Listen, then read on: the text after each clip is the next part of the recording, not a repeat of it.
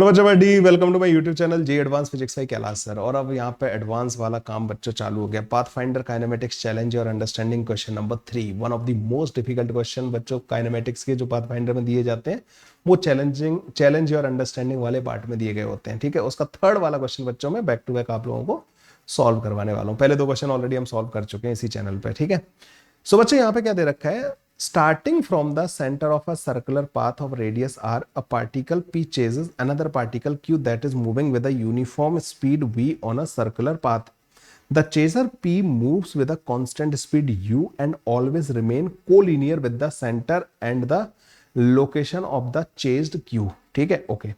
On which path will p eventually move and how long will it take to reach on this path? Consider the case u less than v, u equal to v and u greater than v. Okay, इसमें फिर एक question भी दिया है, if speed of the particle are v equal to 4 meter per second and u is 8 meter per second and the radius of the circular path is r is equal to 84 meter, how long p will take to catch q? p वाला जो है q को catch करने में कितना time लेगा बच्चों, ये बताना है। तो पहले मैं सिनेरियो थोड़ा सा यहाँ पे एक्सप्लेन कर देता हूँ। एक पार्टिकल है बच्चों जो कि यहाँ पे ऐसे घूम रहा है और let's say this line joins the centre and the particle ऐसे जा रहा है बच्चों v वेलोसिटी से ना, पार्टिकल जो है इस तरीके से v वेलोसिटी से मूव कर रहा है। दूसरा पार्टिकल बच्चों यहाँ से स्टार्ट करता है और इसकी तरफ जाना स्टार्ट करता है। ठीक है, लेकिन इन्होंने बोला है कि ये तीन दोनों मतलब सेंटर और ये वाला पार्टिकल और जो ये वाला पार्टिकल जो यहाँ से आ रहा है वो हमेशा कोलिनियर रहते हैं। मतलब जिस रेट से जिस ओमेगा से ये घूम रहा है ना उसी से इसको घूमना पड़ेगा, ओमेगा इनके सेम होने पड़ेंगे। तो जैसे जब ये यहां से स्टार्ट करेगा तो बच्चों r बहुत छोटा सा है ना, तो इधर वाला कंपोनेंट बहुत छोटा सा होगा, है ना। Omega divide v perpendicular divide by r omega होता है, तो इस लाइन के परपेंडिकुलर जो वेलोसिटी होगी वो छोटी सी होगी, इधर ज्यादा होगी, u वेलोसिटी से जा रहा होगा ऑलमोस्ट। जैसे जरा सा आगे जाएगा ना तो अब उसको ओमेगा चाहिए तो थोड़ी सी वेलोसिटी इधर चाहिए होगी। तो इसकी वेलोसिटी बच्चों एक तो इधर आएगी v1, एक वेलोसिटी इधर आएगी v2। और ये ध्यान रखना कि v1 का स्क्वायर प्लस v2 का स्क्वायर जो है वो u स्क्वायर के बराबर होना है। ठीक है, अच्छा ये डिस्टेंस बच्चों मान लो किसी टाइम पे इसकी स्मॉल r के बराबर है और सर्कल की रेडियस r के बराबर, तो ओमेगा सेम होंगे। तो इसकी स्पीड बच्चों v दे रखी है, तो v divided by r v1 divided by small r के बराबर होना चाहिए। ठीक है, ओके। देखो बच्चों अगर जैसे जैसे इधर चलता जाएगा ना r बढ़ेगा तो इसको v1 बढ़ाना पड़ेगा, क्योंकि ओमेगा तो फिक्स है ना, उसका ओमेगा फिक्स है और ओमेगा दोनों का सेम रहना चाहिए इसको अगर कोलिनियर रहना है तो v1 बढ़ता जाएगा, v1 बढ़ता जाएगा, v1 बढ़ता जाएगा। v1 की मैक्सिमम वैल्यू क्या हो सकती है, u के बराबर। तो जो पहला वाला केस है ना जिसमें इन्होंने u को हमें v से छोटा दे रखा है, तो उसमें बच्चों r हमेशा कैपिटल R से छोटा रहेगा। मतलब वो कैपिटल R तक पहुंच ही नहीं पाएगा ये वाला पार्टिकल, क्योंकि उससे पहले ही इसकी स्पीड इधर u हो जाएगी। ठीक है, तो एक ऐसा पॉइंट मिलेगा जहां पे इसकी स्पीड ऑलरेडी u हो चुकी होगी, इधर वाला कंपोनेंट, क्योंकि this square plus this square is constant. मतलब इधर वाला कंपोनेंट और इधर वाला कंपोनेंट परपेंडिकुलर वाला कंपोनेंट का स्क्वायर जो है बच्चों कांस्टेंट है, u के स्क्वायर के बराबर है। ये वाली कंडीशन वैलिड है। तो जैसे जैसे इधर जा रहा है तो यहाँ पंगा क्या हो रहा है कि आपको ये वाली स्पीड बढ़ानी पड़ रही है, ये बढ़ानी पड़ रही है तो इवेंचुअली इसको घटाना पड़ेगा। और अगर u v से छोटा है मतलब इसकी वैल्यू इससे हमें छोटी रखनी है, तो बच्चों v अपॉन r और दिस अपॉन r, तो u अपॉन r, तो r की एक वैल्यू मिलेगी ना बच्चों जो जिसमें मतलब इधर वाला कंपोनेंट खत्म हो जाएगा, फिर ये इधर जाना बंद ही कर देगा। तो अगर ये कंडीशन है ना बच्चों, तो ये फिर क्या है, एक जगह पे जाके फाइनली इधर जाना बंद कर देगा, फिर ये घूमता रहेगा उधर ही ना। और उस टाइम पे u अपॉन r जो होगा ना बच्चों वो v अपॉन कैपिटल R के बराबर होगा और एक सर्कल में घूमेगा, और r की वैल्यू जो आएगी ना बच्चों इन दैट केस वो u divided by capital R divided by v के बराबर आ जाएगी, और ये एक सर्कल पे घूम रहा होगा और जिसकी रेडियस जो है कैपिटल R से छोटी होगी। अच्छा u की वैल्यू अगर v के बराबर दे दी जाए तो फिर ये वहां तक पहुंच जाएगा और फाइनली उसके साथ उसी सर्कल में घूम रहा होगा, है ना। तो यहां से सब पता लगेगा। अच्छा u की वैल्यू v से बड़ी दे दी जाए तो ये और बाहर निकल जाएगा और फिर ऐसे फाइनली जाके जब इसका कंपोनेंट इधर वाला खत्म होगा तो इसकी वेलोसिटी कुछ आएगी जो भी बड़ी दे रखी होगी, तो बच्चों बड़ी रेडियस के सर्कल में घूमेगा। फाइनली तो सर्कल में ही घूमना है, ठीक है, क्योंकि इसका इधर वाला कंपोनेंट खत्म हो जाएगा। क्योंकि जैसे जैसे दूर जा रहे हैं ना वो इधर वाला कंपोनेंट कम होता जा रहा है, इधर वाला बढ़ता जा रहा है, और एक टाइम पे इधर वाला कंपोनेंट 0 हो जाएगा और ये वाला कंपोनेंट u के बराबर हो जाएगा। तो फिर ये सर्कल में घूमता रहेगा। तो उस ओमेगा सेम करने तो u अपॉन सर्कल की radius is equal to v upon capital R जो है और वहां से बच्चों आप जो है रेडियस पता कर लोगे। तो इसमें जो 3 कंडीशन दे रखी है ना बच्चों, उन तीनों कंडीशन में बच्चों इसकी जो रेडियस होगी वो कुछ u upon R divide by V के बराबर आ जाएगी, और छोटी बराबर और बड़ी वो जो होगी बच्चों वो आप यहाँ से बड़े आराम से पता कर सकते हो। ठीक है, ये हो गया बच्चों पहले पहले वाले पार्ट का मतलब आंसर, कि फाइनली ये सर्कल में घूमेगा। ठीक है, अब सर्कल तक पहुंचने का इसका टाइम क्या होगा, सर्कल तक पहुंचने का टाइम। तो वो टाइम कैलकुलेट करने के लिए बच्चों हमें क्या करना पड़ेगा, हमें ये पता है कि जो इसकी जो ये वाली जो जब ये इधर की तरफ जा रहा है तो इसके पास 2 वेलोसिटीज हैं, एक इधर की तरफ v1 और इधर की तरफ बच्चों v2। इसकी वजह से बच्चों ये r चेंज हो रहा होगा, किसकी वजह से, v2 की वजह से, है ना। तो जो dr/dt है बच्चों वो हमारा v2 के बराबर होगा, और v1 का स्क्वायर प्लस v2 का स्क्वायर बच्चों ये हमारा u स्क्वायर के बराबर है। v1 डिवाइडेड बाई r जो है बच्चों ये हमारे पास v divided by capital R के बराबर है। तो v1 की वैल्यू हमारे पास v r divided by capital R के बराबर आ गई। तो v2 जो आएगा ना बच्चों वो रूट के अंदर u स्क्वायर माइनस का r square divide by capital R का स्क्वायर,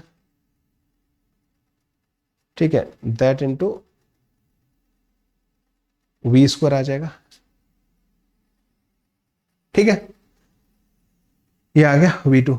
इसको यहां पर ले जाकर रखा दो बच्चों, dr/dt is equal to root के अंदर u स्क्वायर माइनस का v square divide by r square into r। अब इसमें वेरिएबल कौन है बच्चों, स्मॉल r, है ना। ये v और r तो कांस्टेंट है, u कांस्टेंट है, तो हम क्या करेंगे dr डिवाइडेड बाई रूट के अंदर u स्क्वायर माइनस का v square divide by r square into r square is equal to dt। इसको इंटीग्रेट करना है बच्चों अब हम लोगों को। तो अब मैं यहाँ पे क्या करूंगा बच्चों, r की जगह पर रख दूंगा, r की जगह पर रखूंगा क्या, u divided by v into R sine theta. जैसे आप इसको यहां पे रखोगे ना तो ये बन जाएगा u square sine square theta, मतलब u कॉस थीटा बन जाएगा, और dr की वैल्यू आ जाएगी बच्चों u divided by v into R cos theta D theta. ठीक है, dr की वैल्यू बच्चों ये आ जाएगी। अगले पेज पे चलते हैं, तो dr की जगह रख रहा हूं u डिवाइडेड बाई क्या है, u divided by v into R, u divided by v into R cos theta D theta, और नीचे आ रहा होगा बच्चों u cos theta. Cos theta से कॉस थीटा कट जाएगा, u से u कट जाएगा, ये इंटीग्रेशन बनेगा बच्चों, यहाँ पे t आ जाएगा। ठीक है, ये t हमारे पास आ जाएगा इधर वाले पार्ट का ना। ओके, तो अब इसका वैल्यू क्या आएगा, r upon V into theta. Theta की वैल्यू क्या होगी बच्चों, तो मैंने इसको थीटा की वैल्यू क्या आएगी यहाँ से, sine theta is equal to r into small V divide by u into R. तो थीटा आएगा बच्चों sine inverse r into small v divided by capital R into u, ये आ जाएगा ना बच्चों हमारे पास। तो r into V divide by capital R into u, ये आ गया हमारे पास थीटा। तो sine inverse r into V divided by R into u, ये बच्चों हमारे पास t आ गया। जो इसको अपने सर्कल तक पहुंचने का जो टाइम लगेगा ना बच्चों वो आ गया। अब सर्कल जब पहुंचेगा तो उस टाइम पे इसकी रेडियस क्या होगी, व्हेन इन सर्कल, जब सर्कल पे पहुंचेगा बच्चों तो उस टाइम पे इसकी रेडियस क्या होगी। तो रेडियस तो अभी हम लोगों ने कैलकुलेट की थी ना, radius U R by V के बराबर। तो U R divided by V के बराबर। तो जब आप इसको यहाँ पे पुट करोगे ना तो टी सर्कल तक पहुंचने का जो टाइम होगा, अपने सर्कल में जब ये घूमने लगेगा वहां तक का जो टाइम होगा, तो आर की जगह रखो तो बच्चों U R divide by V, तो ये 1 हो जाएगा, है ना। तो are pi divided by 2v के बराबर आ जाएगा।